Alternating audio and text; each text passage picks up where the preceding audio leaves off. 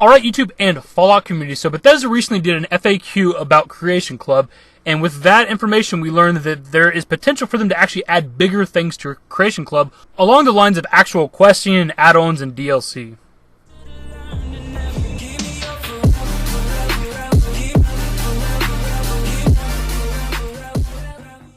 The arrival of Creation Club has been a point of contention for many Bethesda fans. User-based content has been free for a very long time in the form of mods, and people fear that Bethesda's new Creation Club could shake up the status quo. Recently, however, Bethesda updated the program's FAQ to better address concerns. While many gamers believe Creation Club is simply paid mods, Bethesda simply reiterated a difference. Paid mods would mean that any modder can take a mod and then charge for it without any QA testing or vetting by us. If we allowed paid mods, that would likely cause a ton of issues.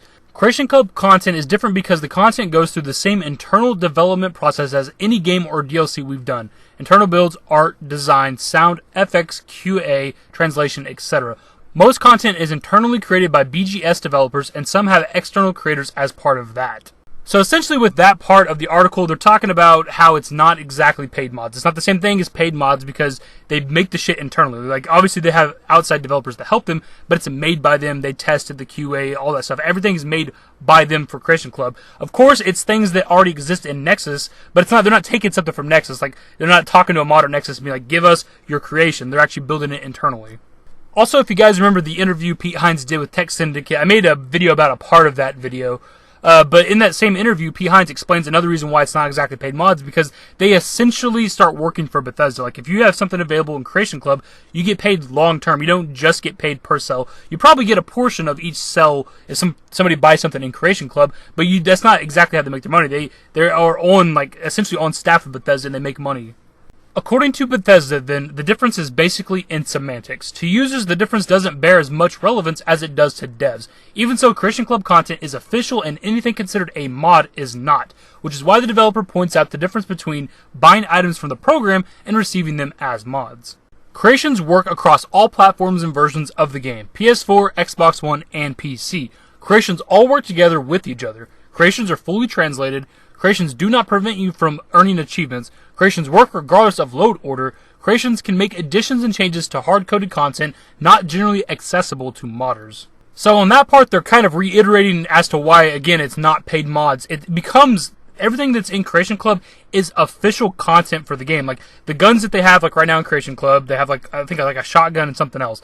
Like, those guns are essentially very small add-ons for the game because they're just single guns. It's kind of like what, like Black Ops 2 had, like, the Peacekeeper. It was like the first piece of DLC weapon that I think Call of Duty ever had.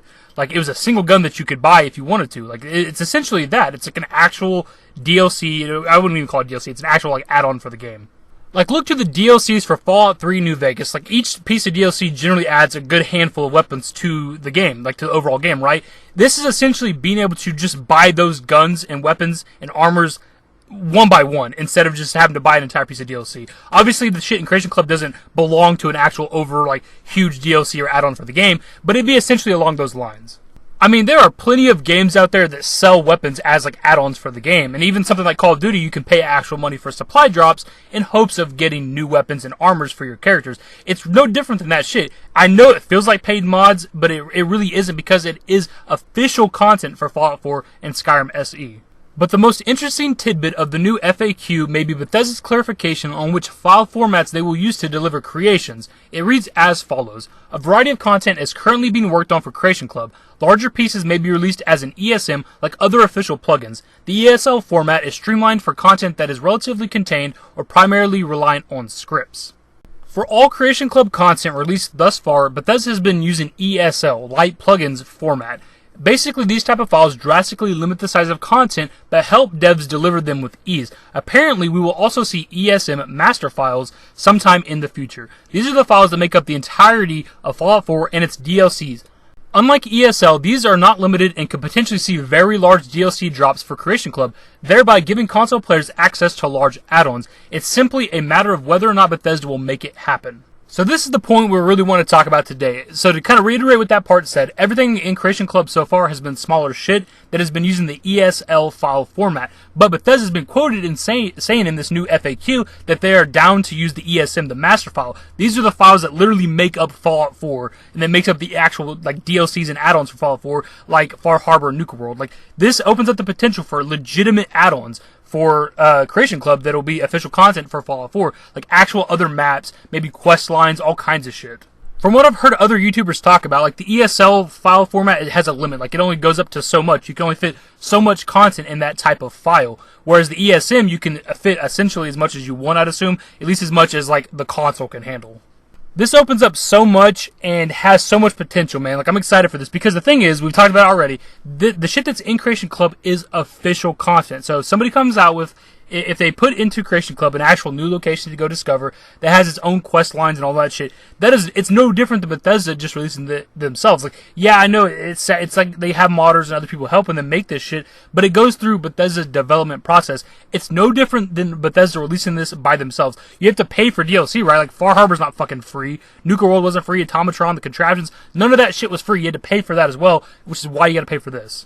The only thing I'm kind of worried about with the Creation Club shit is actual quest lines, because when you have a quest line, your character is going to have to talk. So are they really going to fly in like Brian T. Delaney and Courtney Taylor and have them record dialogue for these Creation Club quest lines? And as such, wouldn't your if you can bring your followers with you, your companions, they generally react to whatever's happening around you. Sometimes they chime in on conversations you're having. Like, are they really going to fly in everybody there's a voice actor for each companion and have them record dialogues for these quest lines? Like, that just seems like a bit much to me. So I don't know if we're ever going to have actual quest lines for Creation Club. We can have new locations to just go discover, have new enemies, new weapons and things to find. But as for having like quest lines to play and shit, like, I don't know, man. Maybe they could go old school. Maybe the characters you deal with in the quest line talk, and maybe your protagonist, the character you're playing as, you just choose what you're saying, kind of like Fallout 3 New Vegas, and your character doesn't actually say anything. I'd be completely fine with that, just to have new quests. I've been talking about since the release or the announcement of Skyrim SE, how cool it'd be since they're bringing it up to modern consoles if they'd actually release a new piece of DLC for Skyrim. Like, that'd be fucking awesome. I'd be really hyped for that. This is essentially that, because Skyrim SE is going to have Creation Club for it as well, and everything that's in Creation Club is official content for those games. So any kind of like quest lines or locations or things they add to Creation Club for Skyrim essentially becomes DLC. So I'm pretty excited for that. I know Skyrim's a meme these days, but I'll play some new official content for Skyrim any day. As always, guys, let me know your thoughts below on this topic. It all really comes down to price, because you have to pay for everything in Creation Club. It'd be kind of cool if they released a few things that were maybe free. I'd be all about that. But it comes down to price. On the release of Creation Club, everything in it was pretty goddamn overpriced. You had to pay around like $4 or $5 for one gun or like one piece of clothing or armor. Like, the cheapest thing was like the Pit-Boy skins and shit. Like, everything was pretty goddamn pricey, and I feel like if they came out with new locations or quest lines, that would be some of the pricey shit that Creation Club could offer, and that's the worrisome part. If it's too much, I'm not going to pay for it. But if they came out with something that's the size of Nuka World or Far Harbor, and it's in the $20 to $30 range, I'd be okay with paying for that, depending on what it offers, because Nuka World and Far Harbor were like $20 to $30. Far Harbor was pricier than Nuka World by like $5. I don't remember what their exact prices were. But if there's things that are those sizes, and the Creation Club like credits equates to about $20 to $25 to $30, I might be willing to pay for it if it offers enough content. Anyways, guys, if you want to enjoy the video, give it a thumbs up, subscribe to the channel if you guys are new, turn on notifications, follow me on Twitter. Links to my social networks are in the description. And in the outro, later, guys.